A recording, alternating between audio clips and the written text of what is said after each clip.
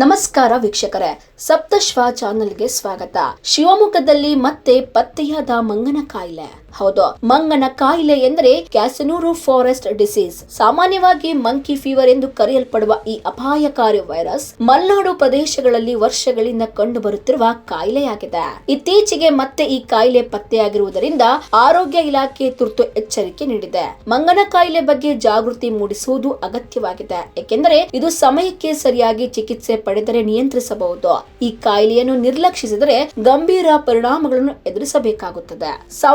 1957ರಲ್ಲಿ ಶಿವಮೊಗ್ಗ ಜಿಲ್ಲೆಯ ಕ್ಯಾಸನೂರು ಅರಣ್ಯ ಪ್ರದೇಶದಲ್ಲಿ ಮೊದಲ ಬಾರಿಗೆ ಈ ವೈರಸ್ ಪತ್ತೆಯಾಗಿದ್ದು, ಅಂದಿನಿಂದ ಇದನ್ನು ಕ್ಯಾಸನೂರು ಫಾರೆಸ್ಟ್ ಡಿಸೀಸ್ ಎಂದು ಕರೆಯಲಾಗುತ್ತದೆ. ಈ ವೈರಸ್ ಹಾರ್ಡ್ಟಿಕ್ಗಳು ಅಥವಾ ಜಿಗಣೆಗಳಿಂದ ಹರಡುತ್ತವೆ. ಕಾಡಿನಲ್ಲಿ ವಾಸಿಸುವ ಮಂಗಗಳು ಈ ರೋಗಕ್ಕೆ ಬಲಿಯಾಗುತ್ತವೆ. ಸೋಂಕಿತ ಮಂಗಗಳು ಸಾಯುವ ಪ್ರದೇಶಗಳಲ್ಲಿ ಮಾನವರಿಗೆ ವೈರಸ್ ಹರಡುವ ಸಾಧ್ಯತೆ ಅತ್ಯಂತ ಹೆಚ್ಚು.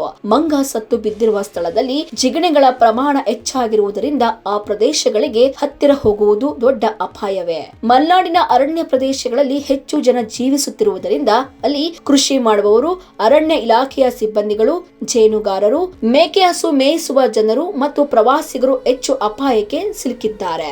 ಈ ವೈರಸ್ ನ ಲಕ್ಷಣಗಳು ಮೊದಲಿಗೆ ಸಾಮಾನ್ಯ ಜ್ವರದಂತೆಯೇ ಕಾಣಿಸುತ್ತವೆ. ತೀವ್ರ ಜ್ವರ, ತಲೆನೋವು, ಸ್ನಾಯು ನೋವು, ದೇಹ ಸಂಪೂರ್ಣವಾಗಿ ದುರ್ಬಲವಾಗುವುದು, ವಾಂತಿ ಮುಂತಾದವು. ಕೆಲವರಿಗೆ ಮೂಗಿನಿಂದ, ಹಲ್ಲಿನಿಂದ ಅಥವಾ ಚರ್ಮದೊಳಗಿಂದ ರಕ್ತಸ್ರಾವವು ಕಾಣಿಸಬಹುದು. ರೋಗದ ಎರಡನೆಯ ಹಂತದಲ್ಲಿ ರಕ್ತದಲ್ಲಿ ಪ್ಲೇಟ್ಲೆಟ್ ಪ್ರಮಾಣ ಕಡಿಮೆಯಾಗುವುದು, ದೇಹದ ಶಕ್ತಿ ಕುಸಿಯುವುದು ಮತ್ತು ಕೆಲವೊಮ್ಮೆ ಮೆದುಳಿನಲ್ಲಿಯೂ ಸೋಂಕು ತಗುಲುವ ಸಾಧ್ಯತೆ ಇರುತ್ತದೆ. ಲಕ್ಷಣಗಳು ಸಾಮಾನ್ಯ ಜ್ವರದಂತೆಯೇ ಕಾಣುವುದರಿಂದ ಹಲವರು ಪ್ರಾರಂಭದಲ್ಲಿಯೇ ನಿರ್ಲಕ್ಷ್ಯ ಮಾಡುತ್ತಾರೆ. ಆದರೆ ಇದೇ ನಿರ್ಲಕ್ಷ್ಯ ರೋಗವನ್ನು ಗಂಭೀರವಾಗಿಸುತ್ತದೆ. ಆದ್ದರಿಂದ ಮಲೆನಾಡು ಪ್ರದೇಶಗಳಲ್ಲಿ ವಾಸಿಸುವವರು ಜ್ವರ ಬಂದ ಕೂಡಲೇ ವೈದ್ಯಕೀಯ ಪರೀಕ್ಷೆ ಮಾಡಿಸುವುದು ಅತ್ಯಂತ ಮುಖ್ಯವಾಗಿದೆ. ಇತ್ತೀಚೆಗೆ ಪ್ರಕರಣ ಪತ್ತೆಯಾದ ನಂತರ ಆರೋಗ್ಯ ಇಲಾಖೆ ಹಲವು ಕ್ರಮಗಳನ್ನು ಕೈಗೊಂಡಿದೆ. ಗ್ರಾಮಸ್ಥರಿಗೆ ದಾರಿಯುದ್ದಕ್ಕೂ ಜಾಗೃತಿ ಮೂಡಿಸಲಾಗುತ್ತಿದೆ. ಜಿಗಣೆ ಹೆಚ್ಚಿರುವ ಪ್ರದೇಶಗಳಲ್ಲಿ ಔಷಧ ಸಿಂಪಡಣೆ ನಡೆಯುತ್ತಿದೆ.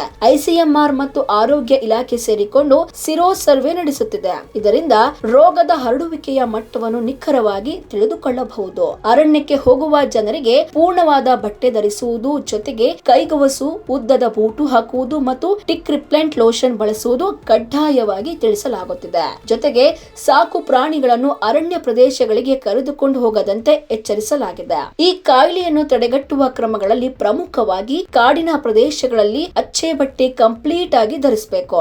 ಜಿಗಣೆ ಕಚ್ಚದಂತೆ ಎಚ್ಚರಿಕೆ ವಹಿಸಬೇಕು. ಮಂಗ ಸತ್ತಿರುವ ಪ್ರದೇಶಕ್ಕೆ ಹತ್ತಿರ ಹೋಗಬಾರದು ಮತ್ತು ಯಾವುದೇ ಜ್ವರ ಬಂದರೂ ತಕ್ಷಣವೇ ವೈದ್ಯರಿಂದ ರಕ್ತ ಪರೀಕ್ಷೆ ಮಾಡಿಸಿಕೊಳ್ಬೇಕು. ಇದಲ್ಲದೆ ಆರೋಗ್ಯ ಇಲಾಖೆ ನೀಡುವ ಸೂಚನೆಗಳನ್ನು ಕಡ್ಡಾಯವಾಗಿ ಪಾಲಿಸಬೇಕು.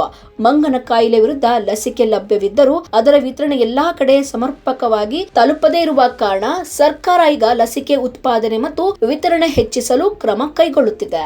ನೋಡಿದ್ರಲ್ಲ ವೀಕ್ಷಕರೇ, ಇದೇ ರೀತಿಯ ಇನ್ನಷ್ಟು ಹೊಸ ವಿಡಿಯೋಗಳಿಗಾಗಿ ನಮ್ಮ ಸಪ್ತಶ್ವ ಟಿವಿ ಕನ್ನಡ ಚಾನೆಲ್ ನ ಸಬ್ಸ್ಕ್ರೈಬ್ ಮಾಡಿ, ಲೈಕ್ ಮಾಡಿ, ಶೇರ್ ಮಾಡಿ. ಧನ್ಯವಾದಗಳು.